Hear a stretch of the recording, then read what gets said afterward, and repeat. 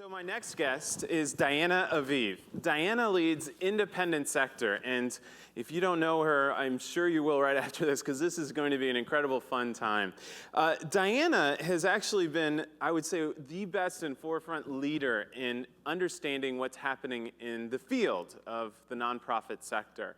Not only leading with foundations, but also nonprofit organizations and others. I am so excited to have my dear friend Diana join me. So Diana, come on out. I am so glad you're here. I'm delighted to be here. Yes, have a seat. So, Diana, for those that don't know independent sector, what is it? It's a leadership gathering of foundations, nonprofits, corporate giving programs, and people like you. Oh, good. People who think about the sector, who work with the sector, entrepreneurs who are interested in doing good and making the world a better place. So, how do you get to be the leader of the independent sector? I mean, where did this all happen? I didn't think I ever wanted to be the leader of independent sector. It didn't cross my mind when I was growing up, because when I first knew about independent sector, it was an organization that represents the charitable sector in Washington, which means that the tax structure that protects charities, that allows people to make donations and get tax deductions and all of that stuff, but brings a lot of money into the sector, seemed to be their driving motivation for their existence. And I thought, I don't want to just help rich folks give money away and get credit for it because of tax deductions. So when I talked to the board, when they asked me to come and talk to them, I talked to them about building democracy and strengthening civil society, and that the importance of doing that, and they seemed to like that. So they offered me this, and in I jumped. All right, so let's get to some interesting and maybe hard questions, but they'll be fun. First one is, what do you think about what's happening right now in our sector? Is there a divide between the boomers and the millennials at all? Well, depends who you ask. Yeah. Some boomers who are desperately unhappy with their children may not feel so positive towards the millennials. They had to give some money today or something. And I think there are any number of millennials who feel that it's time for the boomers to move on, and it's time to give place for them to have a space in this universe. And if they don't, they'll go off and create their own organizations, because if the boomers are going to keep hanging around, that's a problem. And in some instances, it's a manufactured battle. It doesn't exist. It depends. I don't think you can say it's universally one way or the other. So we have seen a lot of the conversation today, and even with just George, was around starting something new. I mean, you probably know statistics better than I do. It seems like the field's a little crowded at times. I mean, is that the route that we all have to do? Well, when we say that we're seeing a lot of stuff being started new, that's mainly because you and the folks who are in this room and at this table, this virtual room, are people who are starting new things. And so they're part of that universe, and they see that. But the fact of the matter is that the charitable sector has grown faster than any other sector in the whole business universe. We've had, in the United States alone, except for the 3 years where we had an economic recession, about 72,000 new organizations every year, at least to get 501c3 status. And the organizations that do that do it mostly because if their purpose is to serve the public good, they can get protections, tax protections, that just allow them to have more money go instead of to Uncle Sam to the causes that they prefer. But as you know, this space is getting crowded not just for that reason alone. There are lots of for-profit corporations or individuals who are in the for-profit universe who think that part of their purpose, sometimes their entire purpose, is to serve the public good. They're just going to make a profit even while they're doing that. So the space is getting crowded for lots of different reasons. Do you think millennials are driving that? Because it seems like there's this blending of social good products, I mean, from the Tom's shoes to all these different things are happening. What's your viewpoint on that? I've thought a lot about that question, because when I hear people saying that millennials, or when I read all the data that you share about millennials being sector neutral, I think to myself, geez, when I was 22, did I think, oh, I'm going to go and work in the nonprofit sector? I didn't even know what that was. Yeah. I knew what I wanted to do was to change the world, and my particular passion at that time was about social justice and racial inequity, because I grew up in South Africa. So the only place and the only opportunity I had to do that was in the nonprofit world. And so I think what's different now is that the opportunity is in government, and some governments, it could be local and city and state, national as well and global, and also in the world of business. Because if business wants to keep millennials, then they need to put alongside profit people and planet. Yeah. And if they don't, they will be competing with the rest of us for those talented millennials. So a lot of the organizations that you're kind of here, and all these organizations around the country are there. How do we line up millennials and their ideas with these organizations? I mean, what do we need to do? What do you think? Lots of different things. I don't think it's true, Derek, that the only place that innovation happens is when two people are sitting in a garage somewhere or someplace, a classroom somewhere, and decide that they're going to cook up an idea, and then that idea gets developed.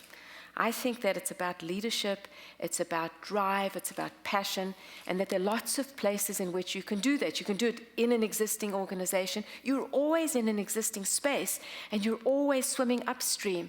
There are lots of social entrepreneurs who will tell you, or have told me, that the environment in which they work is sometimes a very hostile environment and one resistant to change, and they have to move things forward. Same is true in organizations. The best thing we can do is to try and populate all of our organizations, is ones that have been around for 5, 10, 15, 100 years, populate them with leaders who recognize that the world is changing at a rapid rate. And if they want to be successful, they need to adapt and adjust the way in which they do their work so that they are welcoming to young entrepreneurs as well. But then also, if those organizations are not responsive, then folks should start their own thing. One of the challenges that many of the funders tell me is that in the final analysis, they get lots and lots and lots of folks, some from establishment organizations and some from brand new enterprises, seeking funding and competing with one another. So it might be a good idea to see if folks can work together where it's possible to do that.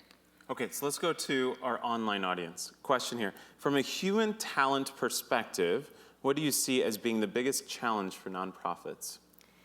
To retain talented folk, because there are opportunities in the for-profit world and in government. Government may provide a stability that the other two enterprises or sectors don't provide.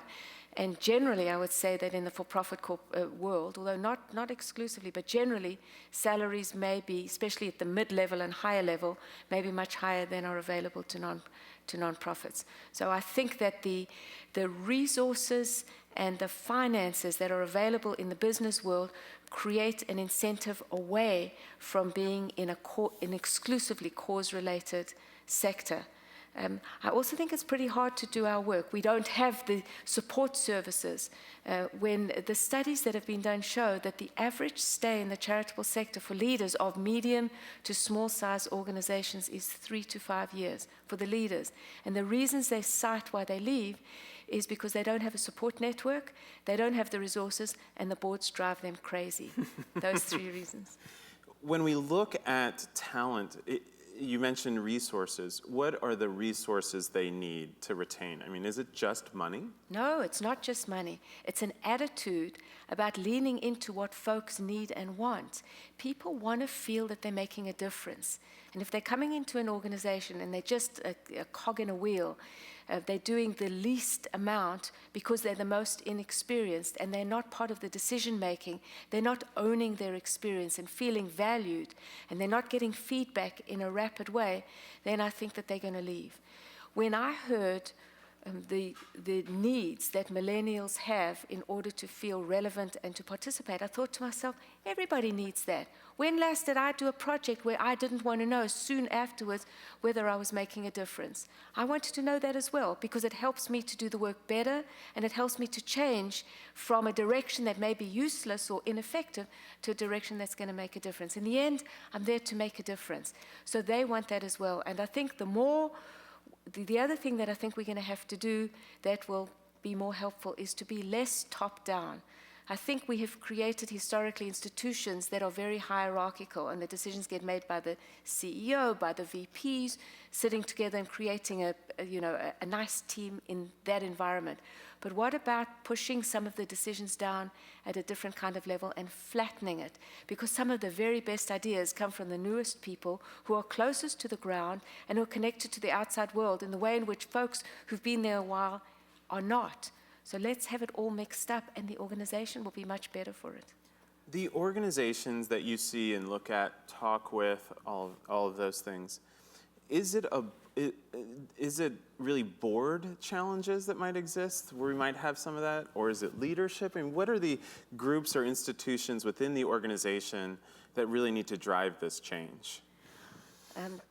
That's such a good question that I don't even know how to answer it. I mean, is it boards? Because I know there's sometimes a board leadership conflict, right? So top down, but then boards demanding leadership to do certain things. But on the other hand, in some organizations, you see, it depends how long the CEO stays. Right. If the CEO has been there a while, then the chances are that they're going to have a lot of input on who are going to be the next board members, because they feed a whole bunch of names to the nominating committee or whatever the vehicle is where a board decides who's going to be on the board. If the board is there a really long time and CEOs come and go, then the board has the power. So it really depends on the organization. So I would say that if the board has been there a really long time, they really need to look at their bylaws and change the rules so that they can bring in some new people. Because in the end, the boards of nonprofit organizations are supposed to set the direction. They are supposed to hire or fire and evaluate the CEO, and they are supposed to support the general direction and the implementation of the organization. And if they're not doing that, they need to get off the boat and let other people come there to make sure that the CEO and the support staff, whoever they are fulfilling their mission. Sometimes you find in very new organizations where the organization was created by an entrepreneur who built it up and who went to his or her friends and said, come onto the board and so on, that there isn't enough separation between who that leader is and what the board's responsibilities are.